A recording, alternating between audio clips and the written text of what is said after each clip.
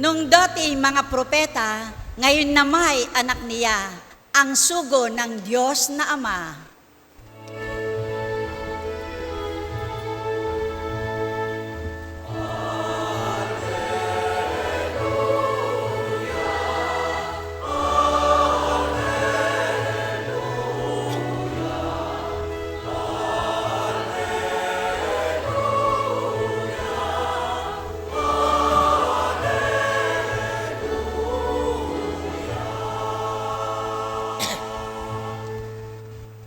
Sumainyo ang Panginoon. At sumainyo rin. Ang mabuting balita ng Panginoon ayon kay San Lucas. Papuri sa iyo, Panginoon.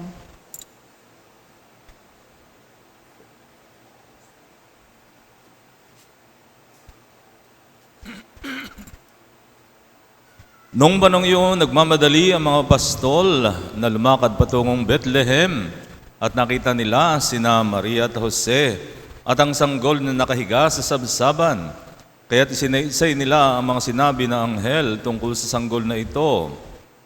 Umalis sa mga pastol na nagpupuri sa Diyos at nagpahayag ng kanyang kadakilaan dahil sa lahat ng narinig nila at nakita na ayon sa binalita sa kanila ng anghel. Pagdating na ikawalong araw ay tinuli ang bata at pinangalan ng Jesus, ang pangalang ibinigay ng anghel bago pa siya ipinaglihi. Ang mabuting balita na ating kaligtasan. Pinupuri ka namin, Panginoong Hesukristo.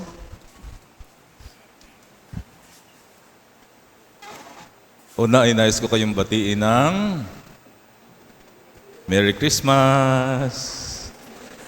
Maring tataka kayo, no? Baka akala nyo, belated Merry Christmas, hindi pa ho. Alam po ninyo, we are celebrating Christmas in octave, meaning 8 days, from December 25 to January 1. No? Kaya ngayon is tomorrow, January 1, is the 8th day of Christmas. So it's not yet belated, no? Huwag natin sabing belated. At ang totoo, I already greeted you Happy New Year. Kailan? First Sunday of Advent. Actually, that is the start of our liturgical year. For our church calendar, that starts our year. No? Yun ang simula ng ating taon ng pagsamba, first Sunday of Advent. No? At ano pa ba ang pinagse-celebrate natin ngayon? Sabi nga sa Ebanghelyo, pagdating na ikawalong araw ay tinuli ang bata at pinangalan ng Jesus. So today is the 8th day after the birth of Jesus. At ayon nga sa batas ni Moises, kapag ang batang lalaki ay sumapit sa ikawalong araw, siya ay tutulian at bibigyan ng pangalan. Alam ninyo mga kapatid, sa old church calendar, we celebrate January 1 as the feast of the circumcision of Jesus. Pero hindi naman tayo mga Hudyo, no? Kaya pinalitan na lang yung pagdiriwang. It's no longer Feast of Circumcision of Jesus, but Feast of Mary as the Mother of God. So yun po ang pinagdiriwang natin ngayon, si Maria bilang ina ng Diyos. No? So bago natin pagnilayan yon, so today, tomorrow, will be the start of a new year. And the first month of the year is January. So, kaunting trivia, saan nga nanggaling yung January? Mula ito sa pangalan ng isang Roman god, no, si Janus. Ito ang Diyos na may dalawang mukha, isang nakaharap, isang forward-looking, isang looking backward. No? At siya ang tinatawag na God of Transition. Tinatawag din siyang God with two faces. At siya rin ang tinatawag na God of beginning and ending. The God of duality. So yun man tinatawag sa Kanya. Trivia lang po yun para alam ninyo kung saan ba galing itong January na ito. Well anyway, ngayon ang pinagdiriwang natin ay Feast of Mary, the Mother of God. No?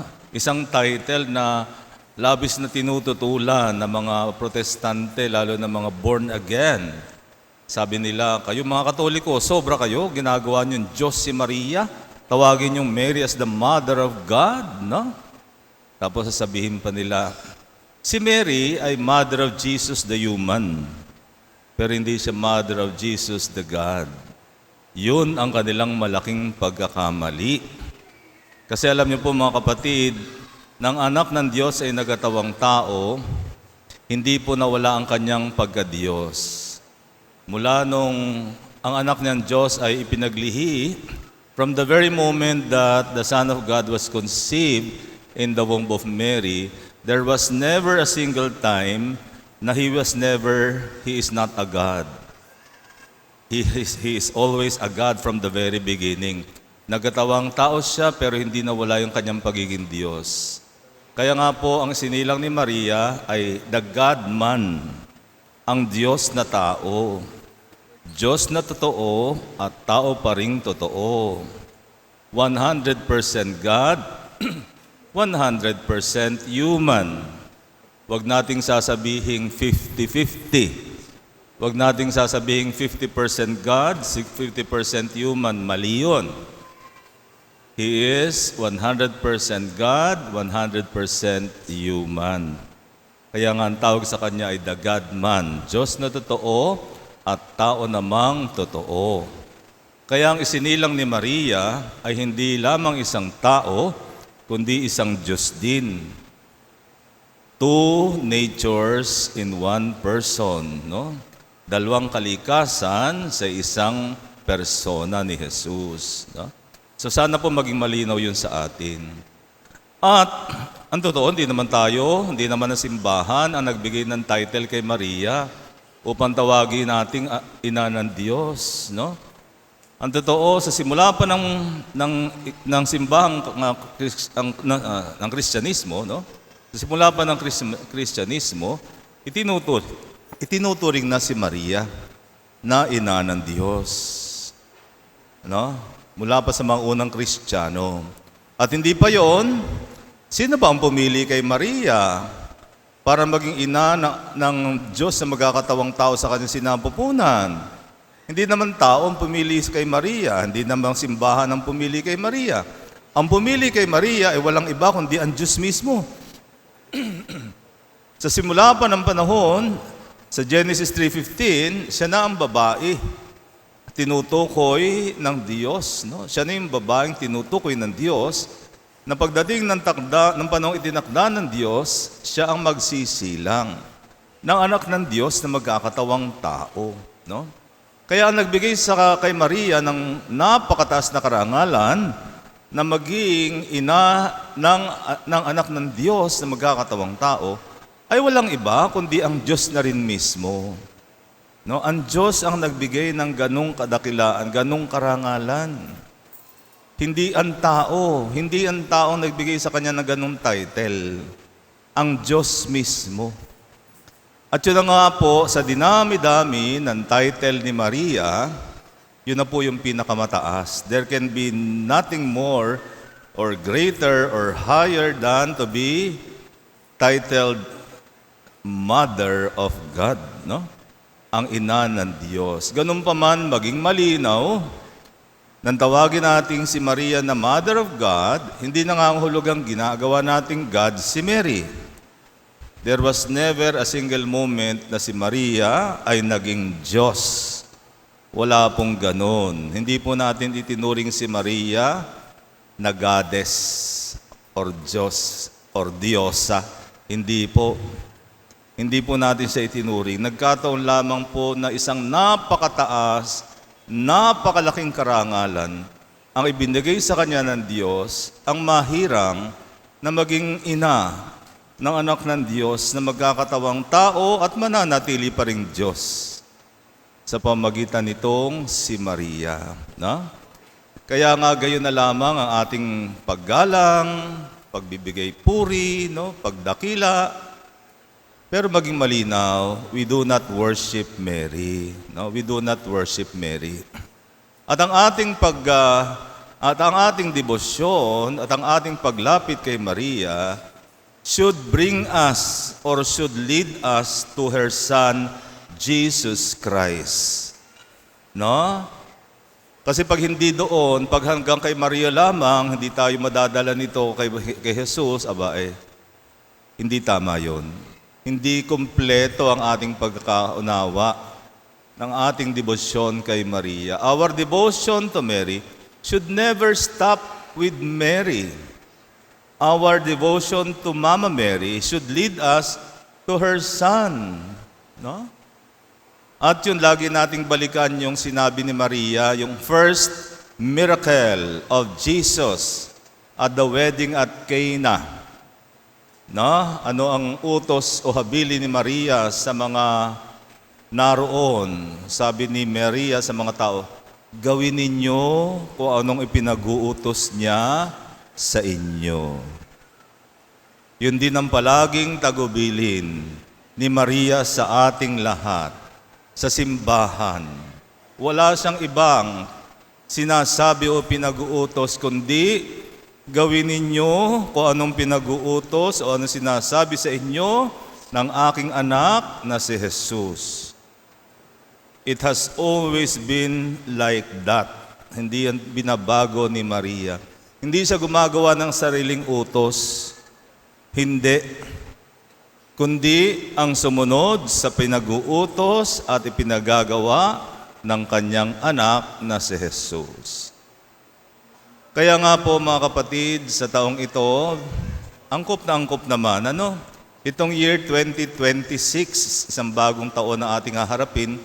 2025, natapos ang Jubilee year, the year of hope, no?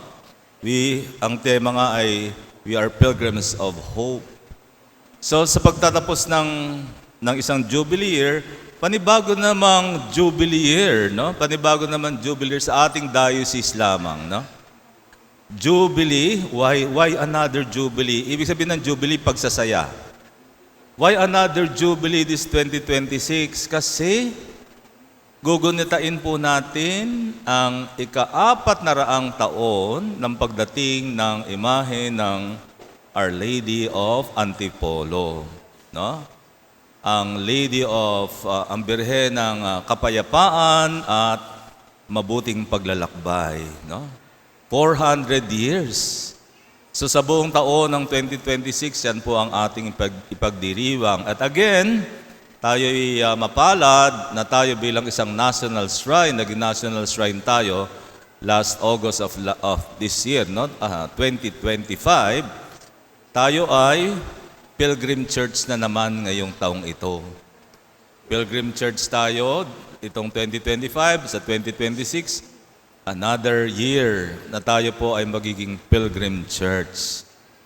Dakila ang araw na yon, ito isang malaking biyaya sapagkat bilang Pilgrim Church, tayo po ay dadayuhin. Marami pong pupunta rito, magpipilgrimage po sa ating simbahan. This time, para darawin ang Birheng Maria. So, simula po sa January 14, yun po yung magiging opening nung year celebrating the 400th year of the coming of the image of Our Lady of Antipolo, no? So maglalagay po tayo ng birhen dito, ang birhen ng Antipolo, at yun po ang ating ipagdiriwang sa buong 2026, no? Kaya we have something again to look ahead, no? To look forward to. Panibago na naman taon ng kagalakan, panibago naman taon ng pagdiriwang. Amen? So, Happy New Year sa inyo lahat. Palakpan naman natin ating Panginoon.